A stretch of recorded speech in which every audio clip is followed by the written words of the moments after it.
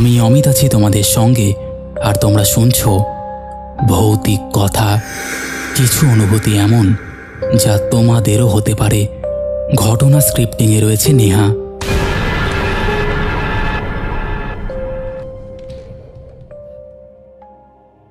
Welcome back. আজকে আমরা দেখতে দেখতে 700 নম্বর এপিসোডে চলে আসলাম। কবে শুরু করেছিলাম জানো? মোটামুটি আজ থেকে 4 থেকে 5 বছর আগে। ভাবতে অবাক লাগছে যে আমরা এতটা পথ পাড়ি দিয়ে চলে এলাম। যদিও আমরা অনেক আপস অ্যান্ড ডাউন দেখেছি। আমাদের সাথে ইউটিউবের একটা শত্রুতা আছে, কারণ আমাদের ভিডিও না খুব চট করে ভাইরাল হয় না। আমাদের এই পরিবারের ভিডিও ভাইরাল হতে অনেক সময় লেগে যায়। কিন্তু এভাবেও আমরা একটা স্ট্রং ফ্যামিলি তৈরি হয়ে গেছি। আমাদের পরিবার এখন একটা অনেক বড় জায়গায় চলে গেছে। আমাদের এই পরিবারকে যারা এই ভূতের ঘটনা শোনে তাদের মধ্যে কে না চেনে? হয়তো সবাই জানে। তো তোমরা এভাবেই আমাদের এই পরিবারকে সাপোর্ট করে যাও। আজকে 700 নম্বর এপিসোডের জন্য একটু স্পেশাল কিছু করার চেষ্টা করেছি। আশা করছি তোমাদের ভালো লাগবে। আর তোমরা আমাকে যেভাবে সাপোর্ট করে এসেছো এভাবেই সাপোর্ট করে যাও। আরও ভালো ভালো ঘটনা শেয়ার করো, আরও ভালো ভালো মুহূর্ত তোমাদের সঙ্গে আমার তৈরি হোক, আমাদের এই পরিবার আরও বড় হোক, এটাই চাইবো। তোমরা আশা করছি লাইক কমেন্ট শেয়ার করে দিয়েছো। কে কোথায় থেকে শুনছো অন্যদিন কমেন্ট না করে থাকলে আজকে কমেন্ট করো, বেশি বেশি করে লাইক করো, আরও বেশি বেশি করে শেয়ার করে পুরো লোকের মাঝে, পুরো ফ্যামিলির মাঝে, পুরো ওয়েস্ট বেঙ্গলে, পুরো ইন্ডিয়াতে আমাদের এই এপিসোডগুলো ছড়িয়ে দাও। চলো আর কথা বাড়াবো না, এবার আমরা শুরু করে দেব আজকের স্পেশাল একটি এপিসোড। হাই দাদা, আমি শেখ সাহিল 99 বলছি, পূর্ব মেদিনীপুরের কাথি শহর থেকে। আমি একজন ক্রিকেটার। আমার জার্সি নাম্বার 99। এছাড়া এটি আমার কাছে একটি শুভ নাম্বার, তাই আমি আমার নামের সাথে 99 লিখি। আমি বহুদিন ধরেই তোমার চ্যানেল ভৌতিক কথার ঘটনা শুনি। আমার সত্যি খুব ভালো লাগে। তো একদিন আমি ক্রিকেট খেলতে যাই বাড়ি থেকে বেশ কিছুটা দূরে। সেখানেই খেলার ফাঁকে আমি দাদার কাছ থেকে এই ঘটনাটি শুনেছিলাম। তাই আমি আমার দাদার কাছ থেকে শোনা তার সাথে ঘটে যাওয়া সত্য ভৌতিক ঘটনাটা তোমায় বলতে যাচ্ছি। ঘটনায় উল্লেখিত নামগুলি আমি পরিবর্তন করে কাল্পনিক নামের ব্যবহার করেছি। তো বেশি কথা না বলে আমি আমার দাদার ভাষায় ঘটনাটি শুরু করলাম। ধরে নাও ঘটনার নাম দিলাম সেই রাতের বিভীষিকা।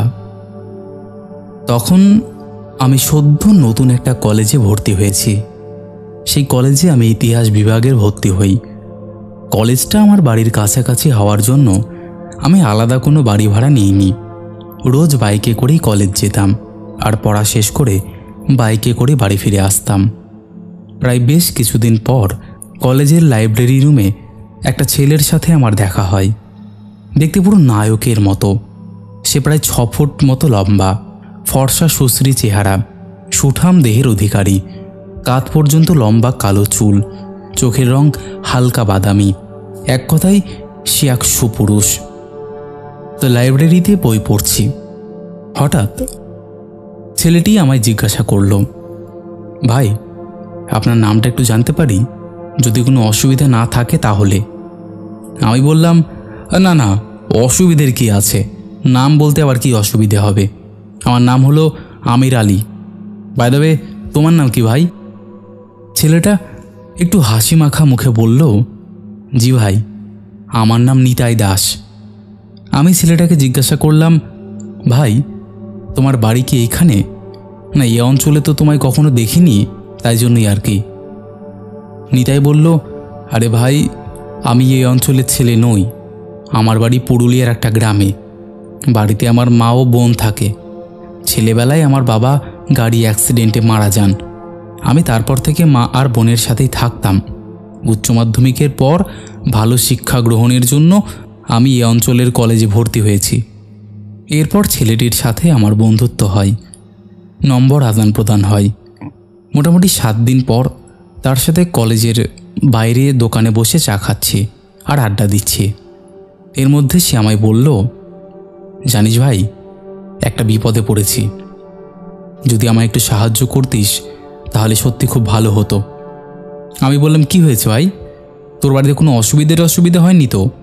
নাকি টাকার প্রবলেম হয়েছে তোর? নিতাই বলল, না রে ভাই, বাড়ির কোনো অসুবিধে হয়নি, মা ও বোন সবাই ঠিকই আছে, আর টাকারও কোনো অসুবিধে নেই। তো আমি বললাম তখন যে, তাহলে কিসের অসুবিধা হয়েছে? নিতাই দীর্ঘশ্বাস ফেলে বলল, আসলে যে বাড়িতে ভাড়া থাকতাম সেই বাড়ির মালিকের ছেলেরা এসেছে। তারা এসে বলল তারা আর কাউকে বাড়ি ভাড়া দেবে না, আমায় তারা 2 দিনের মধ্যে বাড়ি খালি করে দিতে বলেছে। এখন সেই চিন্তায় আছি, এখন আমি কোথায় যাব বলতো?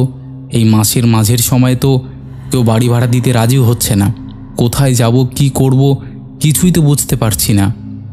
আমি বললাম, আরে শালা, এটা কি কোনো চিন্তার কথা?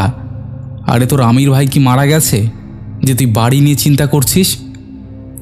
নিতাই বিস্মিত হয়ে বলল, তার মানে? আমি হো হো করে হেসে ফেললাম। আরে পাগল, আমার বাড়ি কি তোর বাড়ি নয়?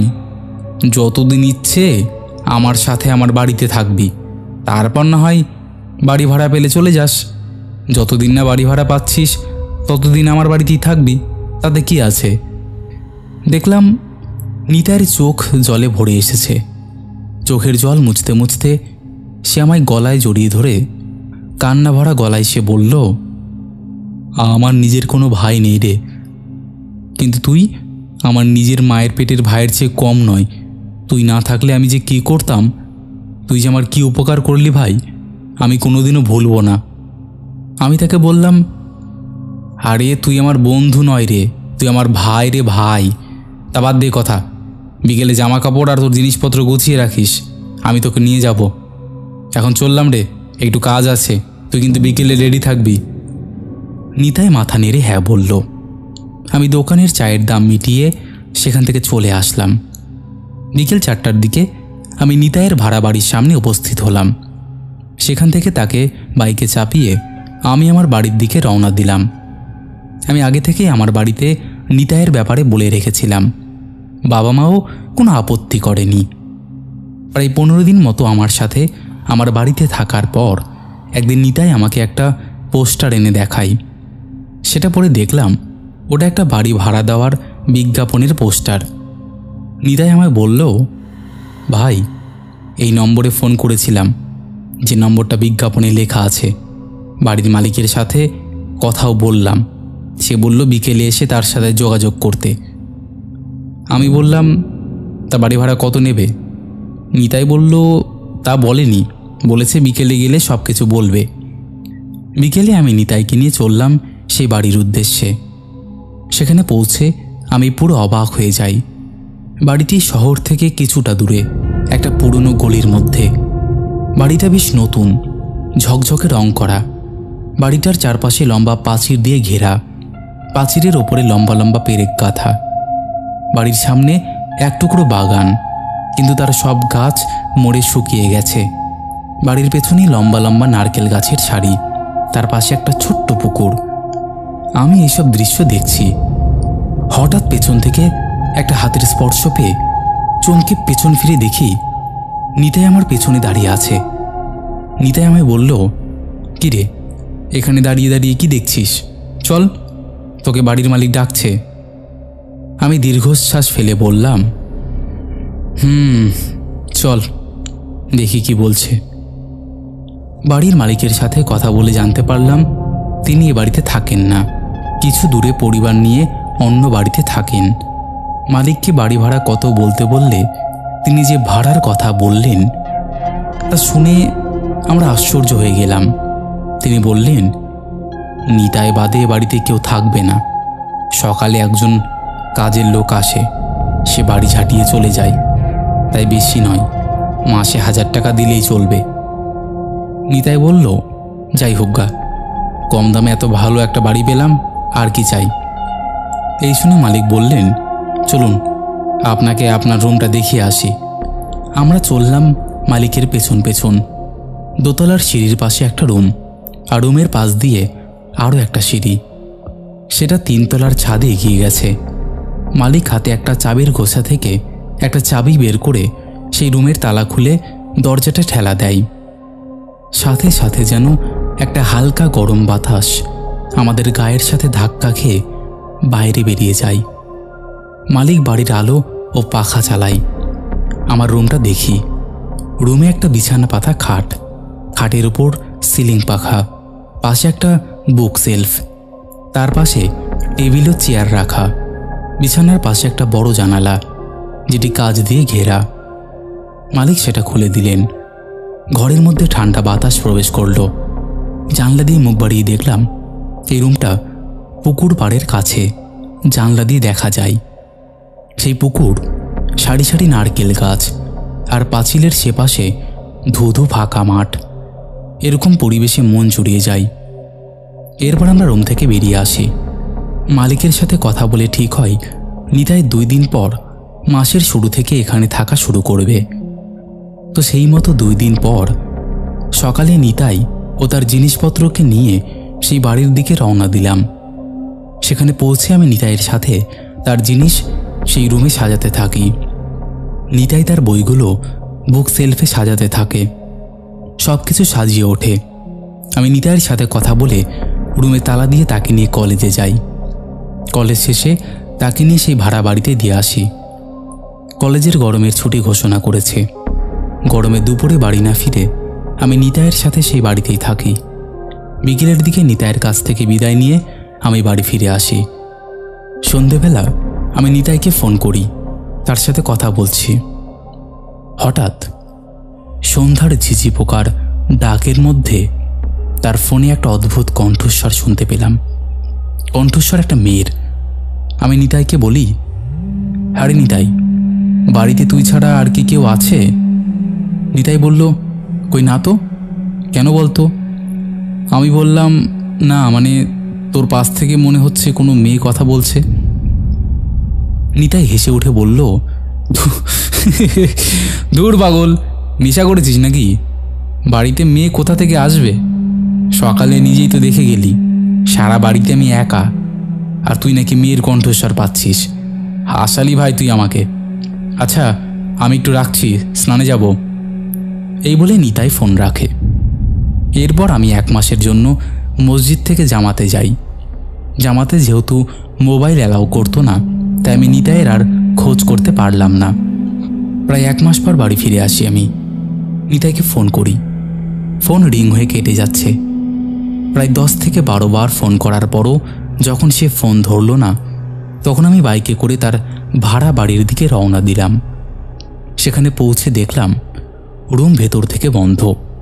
দরজায় টোকা দেওয়ার কিছুক্ষণ পর নিতাই দরজাটা খুলল। কিন্তু এ কি দশা হয়েছে ওর? এ কি সেই নিতাই যাকে আমি কলেজে দেখেছিলাম? তার অবস্থা দেখে আমি অবাক হয়ে যাই। কোথায় সেই লম্বা ফর্সা সুঠাম দেহের অধিকারী নিতাই?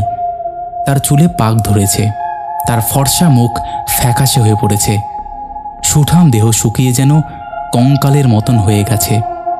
টেবিলে পড়ে রয়েছে নানান ঔষধের বোতল। আমায় দেখে সে জড়িয়ে ধরে কাঁদতে লাগলো। আমি তাকে ধরে বিছানায় গিয়ে বসলাম। জিজ্ঞাসা করলাম, ভাই তোর এই দশা হলো কিভাবে? বল, আমায় সব বল। নিতাই বলল, না রে ভাই, আমার তেমন কিছু হয়নি, খালি প্রচণ্ড শরীর খারাপ। তোকে কিছুদিন ধরে ফোনে না পেয়ে কাজের লোককে দিয়ে ওষুধ আনিয়ে খাচ্ছি। দুপুরে সেই রান্না করে দেয়, সেটাই আমি খাই। তার এই কথা শুনে আমি তাকে নিয়ে আমাদের এলাকার ডাক্তারের কাছে নিয়ে যাই।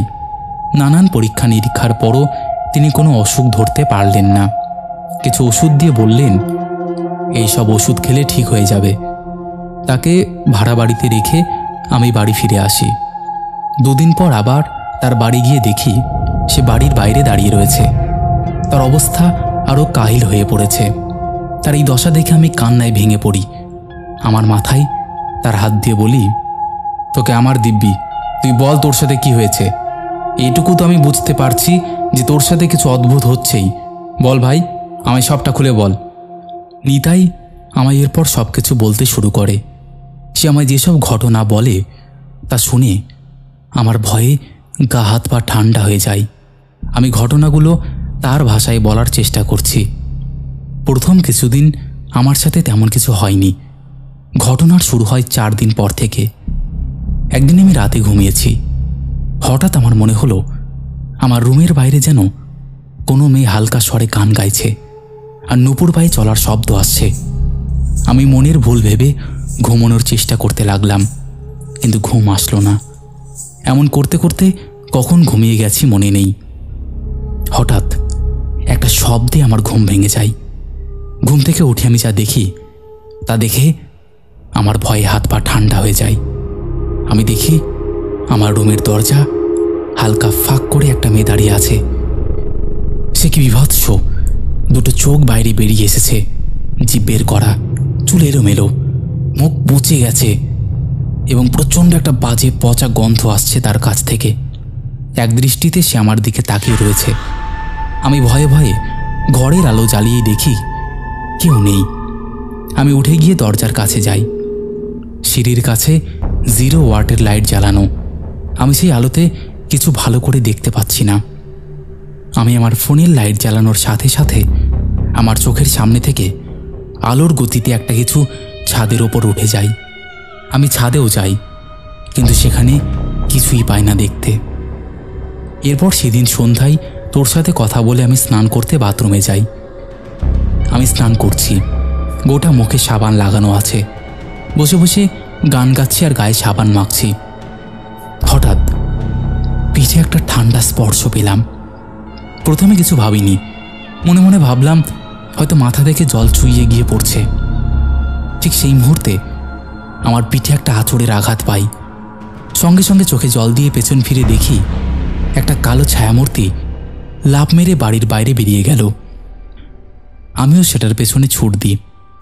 আমি মনে করেছিলাম কোনো চোর বোধহয় বাড়িতে ঢুকেছে, কিন্তু বাইরে গিয়ে দেখি কেউ নেই। আমার ঘরের প্রধান দরজা বন্ধ।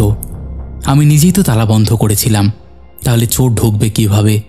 আর এলেও এই উঁচু পাঁচির টপকে চোর পালাবে কি করে? পিঠে হাত দিয়ে দেখি পিঠ থেকে রক্ত পড়ছে। সেদিন রাতে এরপর আর কিচ্ছু হয়নি। সেদিন রাত্রে আবার খুব বৃষ্টি হচ্ছিল। আমি ঘুমিয়েছি, ঠান্ডা বাতাস বইছে বাইরে থেকে। মাঝরাতে আমার ঘুম ভাঙলে আমি দেখি একটা কালো ছায়া আমার রুমের জানলার বাইরে দাঁড়িয়ে আছে। বাইরে বজ্রপাত হচ্ছে, নারকেল গাছগুলো দুলছে, আর সবচেয়ে ভয়ঙ্কর ব্যাপার সেটি হলো বাইরে জানলার কাছে দাঁড়ানোর মতন কোনো জায়গা নেই। মানে সেই ছাদটি বাতাসে ভেসে আছে। আমি এটা দেখে এতটাই ভয় পাই যে আমি সেখানেই জ্ঞান হারাই। ভোরের দিকে আমার জ্ঞান আসে।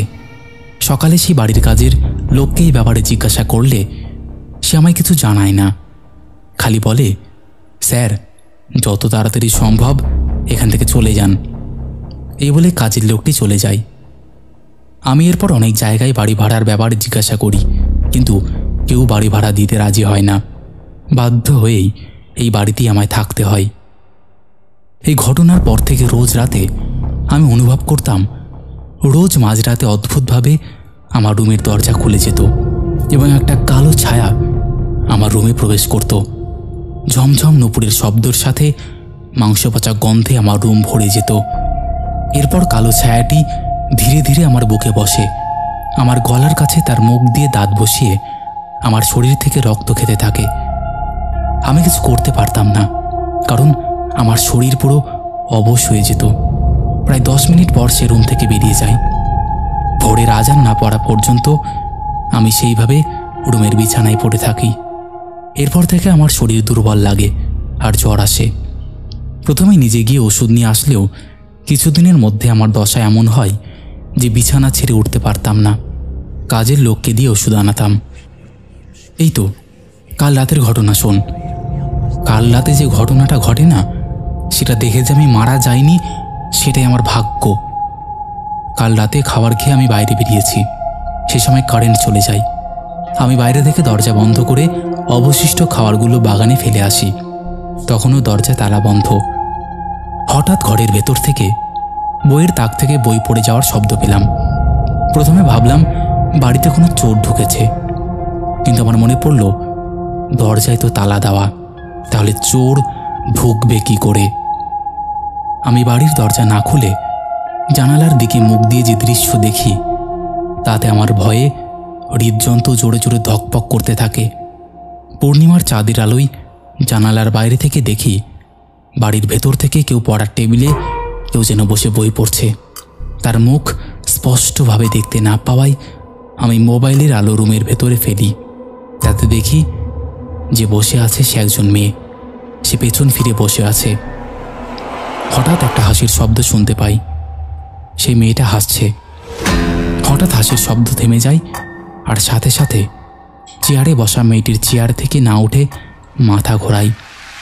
যে দৃশ্য দেখে আমি আঁতকে উঠি সেটা হলো মেয়েটির পুরো শরীর চেয়ারে স্থির, কিন্তু তার পুরো মাথাটা গোল হয়ে পেছনে ঘুরে যায় আর খিক খিক করে হেসে আমায় বলে, পালা পালা, এখান থেকে পালা।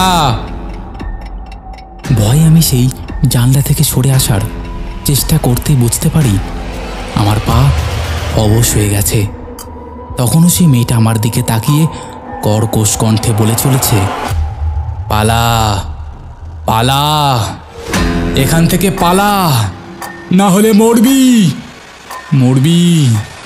যেভাবে আমি মরেছিলাম সেভাবে তুইও মরবি।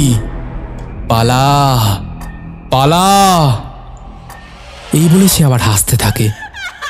হঠাৎ পাশের পাড়ার মসজিদ থেকে আজানের শব্দ ভেসে আসে। ঠিক সেই মুহূর্তে সেই মেয়েটি ঘরের মধ্যে থেকে অদৃশ্য হয়ে যায়। ক্রমশ আমি আমার পায়ে জোর পাই। এরপর আমি আর ভয়ে রুমে ঢুকিনি। নিতাইয়ের কথা শুনে আমি থ মেরে যাই। কথাটা বিশ্বাস না করার মতো কিছুই নেই, কারণ সেই মেয়েটির অস্তিত্ব আমি নিজেও পেয়েছি। তার চেয়ে বড় কথা, আমার বন্ধুর যা দশা হয়েছে তা স্বাভাবিক নয়, বরং অস্বাভাবিক। এরপর বন্ধুকে নিয়ে তার রুমে ঢুকি দেখি সত্যিই তার বইয়ের তাক থেকে সব বইগুলো মেঝেতে পড়ে আছে, আর একটা বই পড়ার টেবিলে খোলা পড়ে আছে, যেন কেউ বসে বই পড়ছিল। সেই দিন আমি সিদ্ধান্ত নিই আমার বন্ধুর সাথে তার রুমে রাতে থাকব, দেখি কি ঘটে। রাত হয়। রাতের বেলা বন্ধুর সাথে ঘুমিয়েছি। হঠাৎ দরজার ওপার থেকে নুপুরের ছমছম শব্দ সহিত পচা গন্ধ আসছে। বন্ধ দরজাটা কোনো এক অদৃশ্য শক্তির দ্বারা আস্তে আস্তে খুলে যায়। আমি দেখি একটা কালো ছায়া ঘরের ভেতরে প্রবেশ করল। তারপর আমার বন্ধুর পাশে এসে বসল। কি বিভৎস দৃশ্য! তারপর ছায়ামূর্তিটি আমার বন্ধুর বুকে আঁচড় কাটতে থাকে। আমি যেন সেই মুহূর্তে পুরো অবশ। প্রায় অনেকক্ষণ ধরে বসে থাকার পর সেই ছায়ামূর্তি আমার দিকে তাকায়। তারপর সে তার হাত দিয়ে আমাকে স্পর্শ করতে গিয়ে হাত পিছিয়ে নেয়। রাগে ফসফস করতে থাকে। তার চোখ দিয়ে যেন আগুন ঝরছে। সে আমায় স্পর্শ করতে পারেনি, কারণ আমার গলায় ছিল একটা তাবিজ, যা ছোটবেলায় আমার নানি আমার একটা মাজার থেকে এনে দিয়েছিলেন। এই কারণে সে আমার কোনো ক্ষতি করতে পারেনি।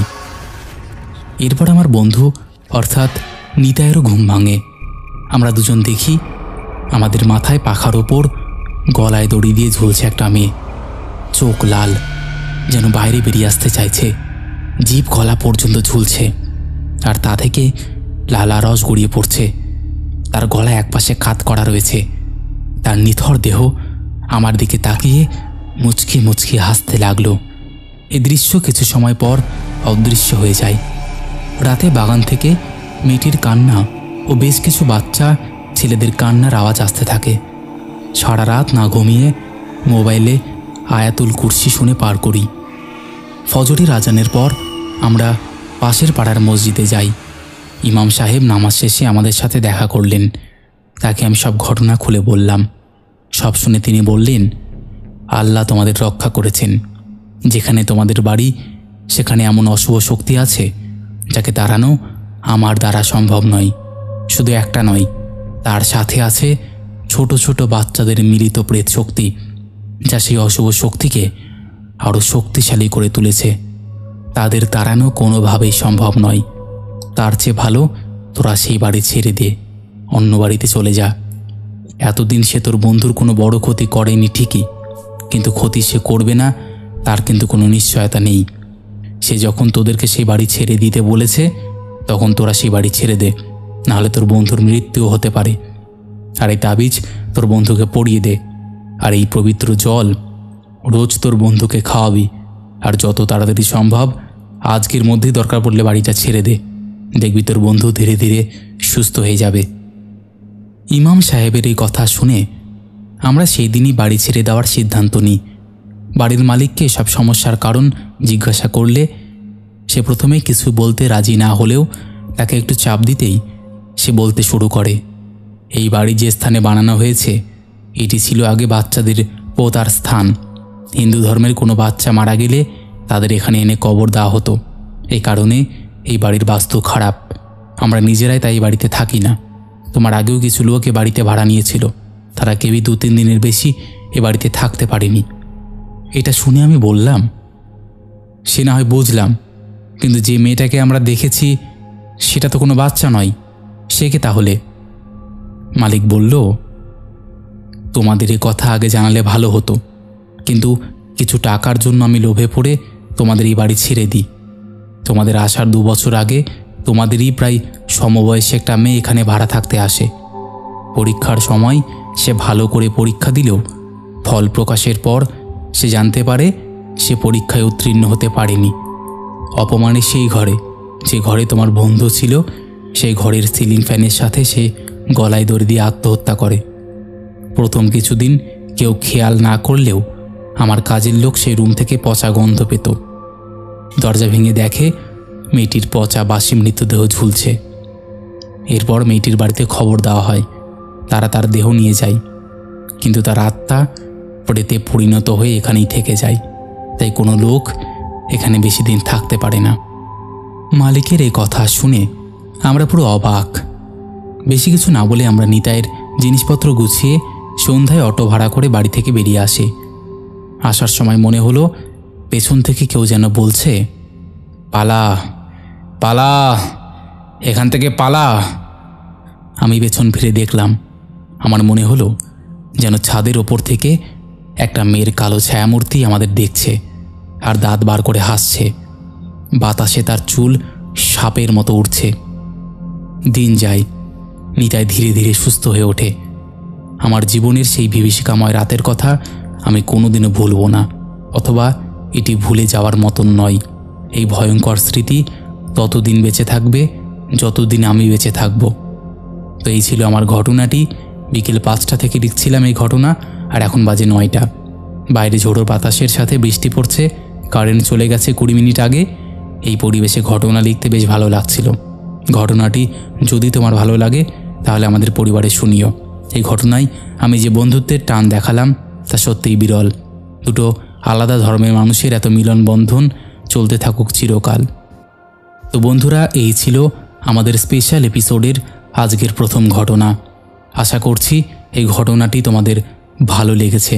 কেমন লেগেছে অবশ্যই তোমরা কমেন্ট করে জানিয়ে দাও। আশা করছি তোমাদের ভালো লেগেছে। তো তোমরাও যদি এমন ঘটনা শেয়ার করতে চাও তাহলে অবশ্যই আমাদের সাথে কন্ট্যাক্ট করতে পারো। আমাদের এই পরিবারের হোয়াটসঅ্যাপ নাম্বার থেকে শুরু করে সমস্ত সোশ্যাল মিডিয়ার লিঙ্ক তোমরা ডেসক্রিপশান সেকশানে পেয়ে যাবে। তো আর দেরি কিসের, তোমরা কন্ট্যাক্ট করে নিও। এরকম টাইপের ঘটনা তোমরা আরও শুনতে চাও কি না সেটা অবশ্যই জানিও। তাহলে আমি সাহিলকে বলবো যদি এমন ঘটনা আরও জানা থাকে তাহলে সে অবশ্যই যাতে পাঠিয়ে দেয়। আশা করছি তোমাদের ভালোই লেগেছে। আর একটা কথা, ভৌতিক কথা কিন্তু কোনো রকম অন্ধবিশ্বাস, কোনো রকম কুসংস্কার বা কোনো রকম নেগেটিভিটিকে প্রচার করে না। ভৌতিক কথার কাজ শুধুমাত্র মানুষের জীবনে ঘটে যাওয়া ঘটনা সবার সামনে তুলে ধরা, নচেত আর কোনো উদ্দেশ্য নেই। তাই যারা বিশ্বাস করছো না তারা অবশ্যই এগুলোকে এন্টারটেইন হিসেবেই নিয়ে নাও। চলো এবার আমরা শুরু করে দিই পরের ঘটনা। হাই অমিতদা, কেমন আছো? আশা করি খুবই ভালো আছো। আমি প্রদীপ্ত, কোচবিহার থেকে। আবারও চলে এলাম ভয়ের ঠিকানাতে একটি নতুন গল্প নিয়ে। দাদা, ঘটনাটির ঠিক সালটা মনে নেই, তবে বহুদিন আগে আমার দাদু হাসপাতালে ভর্তি হওয়াকে কেন্দ্র করে। দাদা, বলে রাখি, আমার মায়ের বাবা ছিলেন থানার সাব ইন্সপেক্টর। তখন তিনি অবসর গ্রহণ করে বাড়িতে তার বার্ধক্য জীবন অতিবাহিত করছিলেন। তো হঠাৎই একদিন তার খুব সর্দি কাশি জ্বর, সপ্তাহ ভোর চলছিল। তো কোনো এক রাত্রিবেলায় ভোরে হাঁচি দিতে গিয়ে নাকের ভেতরের কোনো একটি রক্তবাহু ছিঁড়ে যায়। তো ইন্টারনাল ব্লিডিং শুরু হয়। তিনি তখন একাই শুতেন। দিদা শিলিগুড়িতে মামার বাড়িতে বেড়াতে গিয়েছিলেন। শুনে মামা শিলিগুড়ির ইস্কন মন্দিরের ওখানে থাকতেন। মামির শরীর অত ভালো যাচ্ছিল না, তাই যাওয়া আর কি। যদিও আমার দাদুরা দুই ভাই একই বাড়িতেই থাকতেন, সেখানে ছোট দাদুরাও একই বাড়িতেই ছিলেন। দাদু রাত্রে খেয়ে ওই দিন শুয়েছিলেন, আর রাত আন্দাজ তখন 2:30 নাগাদেই ঘটনা। আমাদের বাড়ি থেকে দাদুর বাড়ি খুব একটা দূরে ছিল না, তাই আর এক মামা মানে ছোট দাদুর ছেলে রাত্রে আমাদের ডেকে তুললেন। আমি, মা, বাবা তিনজনেই রাত্রিবেলায় চলে গেলাম, যদিও ঠাকুমা বাড়িতেই ছিলেন। দাদু বাড়িতে পৌঁছে দাদুর কন্ডিশন দেখে সবাই ডিসিশন নিল যে আর বাড়িতে বেশিক্ষণ রাখা যাবে না, রক্তে ভেসে যাচ্ছে। দাদু কিন্তু মনের দিক থেকে খুবই স্ট্রং, কারণ তিনি পুলিশে চাকরি করতেন। তো অ্যাম্বুলেন্সে ফোন করলেও অ্যাম্বুলেন্স আসতে অনেক দেরি করছিল, তো বাধ্য হয়ে তাকে বাবা, মামা আর ছোট দাদু রিক্সা করেই রওনা দেন। সময়টা ছিল আন্দাজ জানুয়ারি মাস। দেখে মনেই হচ্ছিল শরীরের অর্ধেক রক্ত বাড়িতেই পড়ে গিয়েছে। তো সারাটা রাস্তা রক্ত পড়তে পড়তেই গেল। আমি, মা, ছোট দিদা বাড়িতে।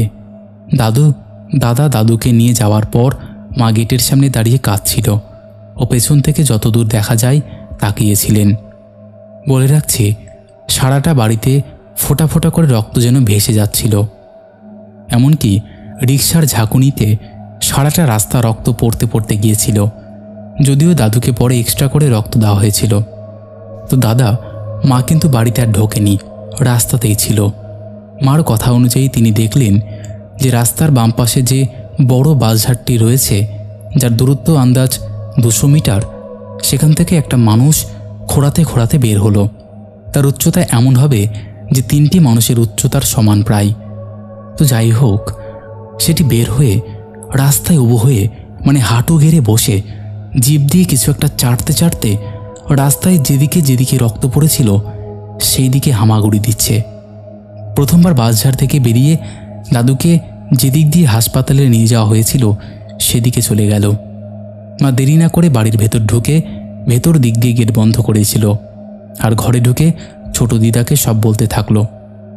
দাদা, আমি তখন ছোট ছিলাম, তো অতটাও প্রথমে বুঝিনি, খালি বুঝতাম কান্নাকাটি বন্ধ করে অলরেডি মা আর দিদা ভয়ে কাঁপছে।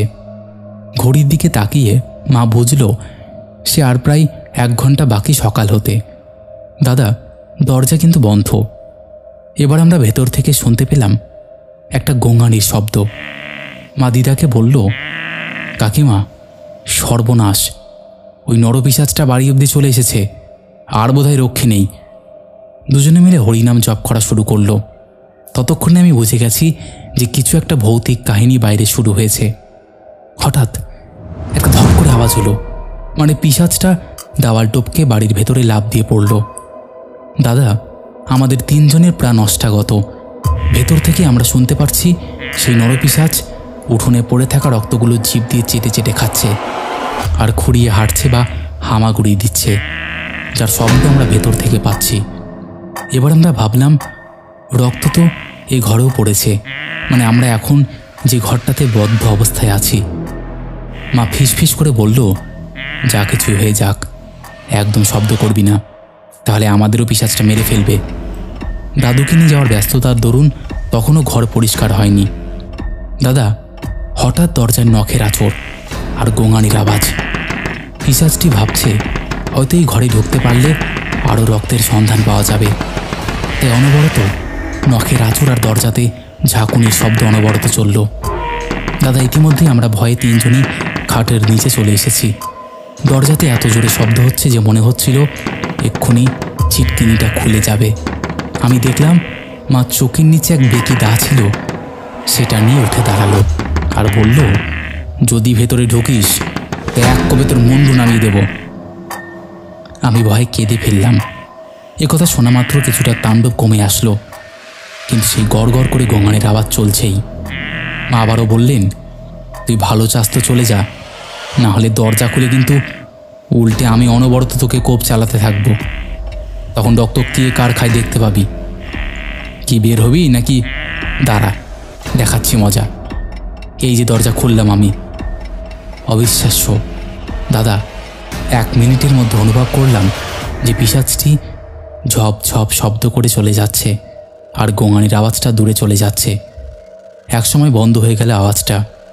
বুঝতে পারলাম সেটা চলে গিয়েছে। এই ঘটনা ঘটার অন্তত 40 থেকে 50 মিনিট পরে মা দরজাটা খুলল। তখন ভোরের আলো ফুটেছে। আতঙ্ক কিন্তু তখনও কাটেনি আমাদের।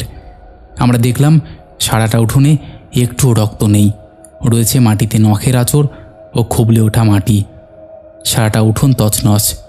মামা বাবা বাড়িতে এলে তান্ত্রিক ডেকে সব কিছুর সুরাহা করা হলো ও পুজো দিয়ে বাড়িটাকে বন্ধন করা হলো। সবাইকে তিনি একটি করে মাদুলি দিয়ে বললেন ও আর বাড়িতে আসতে পারবে না, কিন্তু রাত 11টার পরে আমরা যাতে অন্তত 21 দিন বাইরে না বের হই, এই কথাটা বলে গেলেন। দাদা সুস্থ হয়ে আসার পরে দাদুর কাছে জানতে পারলাম যে তাদের ছেলেবেলার আমল থেকেই এই রক্তখেকো পিশাচটি রয়েছে। এই বাঁশবাগানটি হলো তার আস্তানা, কিন্তু তার উৎস কেউ তা বলতে পারেনি। সে বহুকাল আগে কারোর বাড়িতে হাঁস মুরগি কবুতর পাললে সেগুলোকে হত্যা করে কাঁচা কাঁচা খেয়ে ফেলত। তাই এলাকাবাসী একসময় তার উৎপাত ও ভয়ে হাঁস মুরগি এগুলোকে নিজের ঘরে নিয়ে রাখত রাত হলে। দাদা, বর্তমানে সেই বাঁশবাগানটি আর নেই, কেটে ফেলা হয়েছে, কিন্তু সেই স্থানটি এখনও রয়েছে অপবিত্র। মানে যারা বাড়ি করেছেন তারা না জেনেই করেছিলেন, তাই রাত বিরেতে তাদের সঙ্গে বিভিন্ন প্যারানর্মাল অ্যাক্টিভিটিগুলি এখনও হয়। এই ছিল দাদা আমার ঘটনা। তবে কি বলো দাদা, মাকে তার সাহসিকতার পরিচয় দিতে হয়। সে রাত্রে যদি মা তার অসীম সাহসিকতার পরিচয় না দিত তাহলে হয়তো আজকে কী বা হয়ে যেত। দাদা, ভালো লাগলে ঘটনাটি তোমার কণ্ঠে পাঠ করে শুনিও। তো ভাই, সবাইকে ভৌতিক কথা চ্যানেল আরও বড় হোক। তো বন্ধুরা, এই ছিল আমাদের আজকের স্পেশাল একটি এপিসোড। আশা করছি আজকের এই এপিসোডটি তোমাদের দারুণ লেগেছে। কেমন লেগেছে অবশ্যই তোমরা সেটা কমেন্ট করে জানিয়ে দিও। চলো আর একদম কথা বাড়াবো না, এবার আমরা শুরু করে দেব শাউট আউট পর্ব। শেষের এপিসোডে ফার্স্ট কমেন্ট করেছে চুমকি ঘোষ, সেকেন্ড কমেন্ট করেছে রেড, দুজনেই লাভ লাভ রিয়াক্ট দিয়েছে। থার্ড কমেন্ট করেছে অঙ্কন দেব, লিখেছে হাই হ্যালো। তারপরে কমেন্ট করেছে চুমকি ঘোষ, লিখেছে অক্ষয় তৃতীয়ার আগাম শুভেচ্ছা অভিনন্দন। হ্যাঁ গো, তোমাকেও। তারপরে কমেন্ট করেছে নবরূপা দত্ত, দীপ মল্লিক, সোনাই পাল, আশিক শেখ, বন্দনা রয়, লিখেছে আবারও চলে এলাম দাদা তোমার গল্প শুনতে। গুড নাইট দাদা, গুড নাইট। তারপরে কমেন্ট করেছে অর্পণ ভদ্র, বাপন কুমার, সুদীপ পুরকায়স্থ, মেঘা মণ্ডল, ডিজে ব্লগার অনিশ, লিখেছে ভৌতিক কথা পরিবারের সকল সদস্যকে জানাই অক্ষয় তৃতীয়ার আন্তরিক শুভেচ্ছা। আর দাদা, আমার একটা রিকোয়েস্ট, 700 নম্বর এপিসোডে কিছু স্পেশাল চাই, একদম গো। তারপরে কমেন্ট করেছে ঝিলিক সাধু খান, লিখেছে আমি নৈহাটি থেকে ঝিলিক বলছি, কেমন আছো তুমি? ভালো আছি গো, তুমি কেমন আছো? তারপরে কমেন্ট করেছে শুভাশ্রী ব্যানার্জি, জয়শ্রী গুপ্তা, অনন্যা ভৌমিক, বিশ্বজিৎ দাস, তন্ময়, রেখা পাসমান, অর্পণ ভদ্র, অনুরাধা সাহা, সোমা রয়, মনিকা ত্রিপুরা, অর্পিতা দাস অধিকারী, মৌমিতা ঘোষ, নন্দিনী রয়, রাহুল বর্মন, মুয়াজবিন মামুন, লিখেছে অবশেষে অপেক্ষার সমাপ্তি, আজকে এত দেরি কেন হলো? না গো, দেরি তো হয়নি, হয়তো তোমার কাছে নোটিফিকেশনটা একটু দেরিতে গেছে। তারপরে কমেন্ট করেছে সুমিত ঘোষ, লিখেছে আমি 700 নম্বর এক্সক্লুসিভ পর্বের অপেক্ষায় আছি, একদম।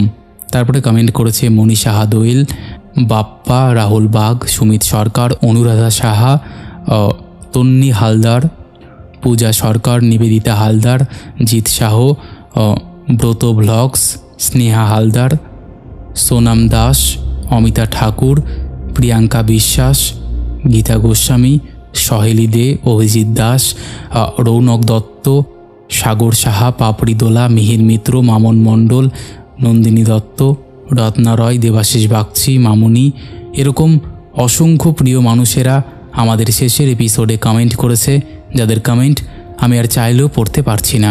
তো আজকের মতন এখানেই শেষ করছি, আবার দেখা হবে নতুন কোনো ঘটনা নিয়ে।